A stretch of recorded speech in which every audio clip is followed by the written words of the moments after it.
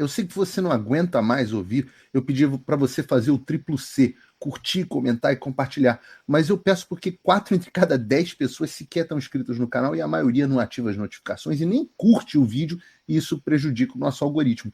Então ajuda a gente aí. Obrigadão. Conluio. Ah, mas Paulo, o Tribunal de Contas não é o STF. Meu filho, algo não pode ser um ilícito penal e não ser um ilícito administrativo ao mesmo tempo. Você imagina se você fosse, por exemplo, acusado de sonegação de impostos e, no entanto, criminalmente, e aí você entra lá na Receita Federal e a sua situação consta como regular. Esse seria o absurdo que a gente está vivendo agora. Simplesmente não existe. Simplesmente não existe. O que o Tribunal de Contas está dizendo, não existe lei, a gente não tem como dizer que o bem é público, e ora, se não tem como dizer que o bem é público, não tem como você responsabilizar o Lula, o Bolsonaro, o Figueiredo, o Fernando Henrique, a Dilma, ou quem quer que seja. E eu procurei a defesa do Bolsonaro, doutor Paulo Cunha Bueno, que eu disse aqui que eu entrevistei longamente, agora há pouco, eu disse isso, ele me mandou uma nota dizendo o seguinte: a dinâmica envolvendo os relógios presenteados ao presidente Lula em mandatos anteriores em nada destoa daquela referente aos presentes do presidente Bolsonaro. Eu falei presidente Lula. Conforme a defesa vem sustentando desde o início das apurações, e ora reconhecido pelo TCU, um absoluto vácuo legal. E ele disse isso aqui. Vácuo legal, que não permite fazer qualquer imputação de ilegalidade na destinação de bens aos acervos privados de quaisquer ex-presidentes. Situação que, de há muito, deveria ter sido objeto de normalização pelo Poder Legislativo. Ora, é de fato o Poder Legislativo que determina se é crime ou se não é crime, que muda a lei. O normal, e é por isso que a decisão do TCU é confusa em relação às decisões anteriores, mas é porque falta lei. E se não há lei, não há o que reclamar. Continua o Paulo Cunha Bueno, doutor Paulo Cunha Bueno. De qualquer modo, o presidente Bolsonaro, tão logo deu-se o questionamento da situação de seu acervo pelo TCU, houve por bem e de forma espontânea requerer que os presentes discutidos ficassem custodiados pelo próprio Tribunal de Contas, até que a decisão final sobre a sua propriedade, ou seja, o Tribunal de Contas está lá com os presentes, ao contrário do relógio do Lula. Agiu, portanto, com absoluta boa-fé, até porque não lhe cabia decidir sobre a destinação pública ou privada de presentes oferecidos, mas ao gabinete técnico, evidenciando que jamais pretendeu locupetar-se indevidamente. Ou seja, para a tristeza, para o desespero da Eliane, para o desespero da velha imprensa, etc., eu vou explicar devagar. Eu vou explicar em inglês para você entender. Game over. Pelo menos em tese. E eu vou dizer em tese porque não dá para a gente fingir, da mesma forma que não dá para fingir que a Globo News é uma emissora de jornalismo, não dá pra gente fingir que o Brasil vive debaixo da lei. Se isso fosse nos Estados Unidos, com todo o ativismo judicial, e eu explico que o que nós temos no Brasil não é ativismo judicial, com todo o ativismo judicial que há nos Estados Unidos, havendo essa decisão, você falaria, realmente acabou em tese. Mas da mesma forma que não dá pra fingir que a gente tem jornalismo na Globo News, não dá pra fingir que a gente tem justiça no Supremo Tribunal Federal. Seria ridículo da minha parte acreditar que o Supremo Tribunal Federal faz justiça, né? A essa altura do campeonato, pelo amor de Deus. Mas pelo menos, a PGR fica numa posição mais difícil, com base naquela porcaria de denúncia que escreveu a Polícia Federal. A polícia do Xandão, de quem a gente vai falar. E o objetivo dessas decisões, a grande vitória nessas decisões é o quanto será que vai haver de constrangimento não só para o Alexandre, mas para o Paulo Gonet, por exemplo.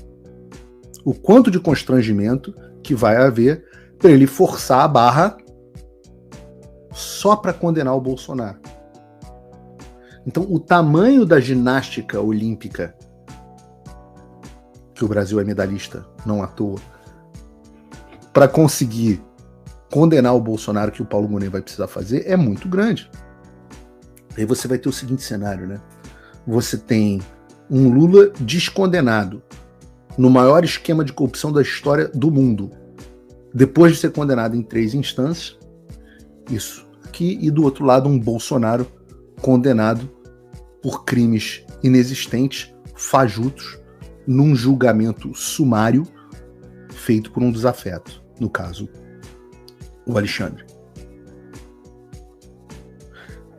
Assim, é uma narrativa, como diz o Lula. A gente lembrou aqui que o Lula falou para o Maduro que o problema do Maduro é que ele tinha que melhorar a narrativa dele, e a narrativa passa a ficar muito ruim. Já é muito ruim. E ela vai estourar mais cedo ou mais tarde. Tá na cara isso para todo mundo.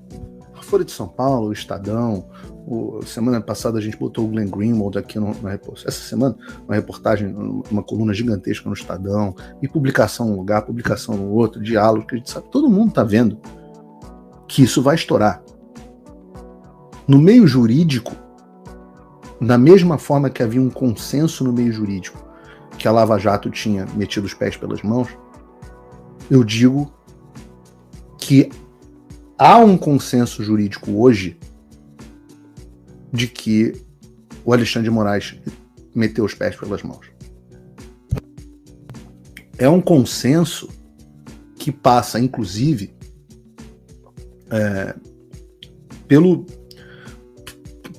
a confirmação de outros dentro da corte. Como que vão resolver esse problema? A pressão para que o Alexandre encerre os inquéritos é muito grande.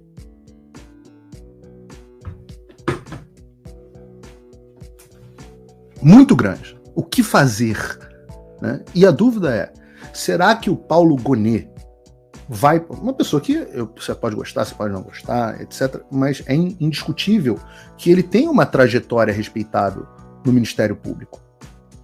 Paulo Gonet tem essa trajetória, não sei se é respeitável, mas proeminente no Ministério Público.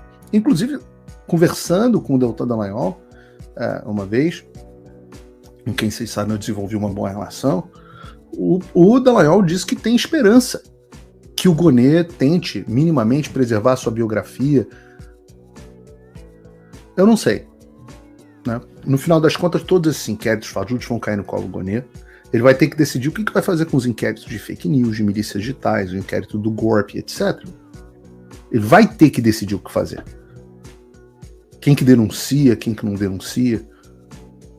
E a gente tem que reconhecer. Ele vai ter que fazer isso com base em um trabalho que o próprio Ministério Público diz é tosco da Polícia Federal. E eu sempre achei, eu li as denúncias da Lava Jato, e eu acho que a partir de um determinado momento, a operação começou a ficar muito grande, e o Moro começou a passar boi e passar boiada, né? Os agentes públicos se sentem desincentivados. Eles não precisam realmente produzir nada, porque o juiz vai dar o que eles pedirem. E eu acho que a Lava Jato se tornou capenga.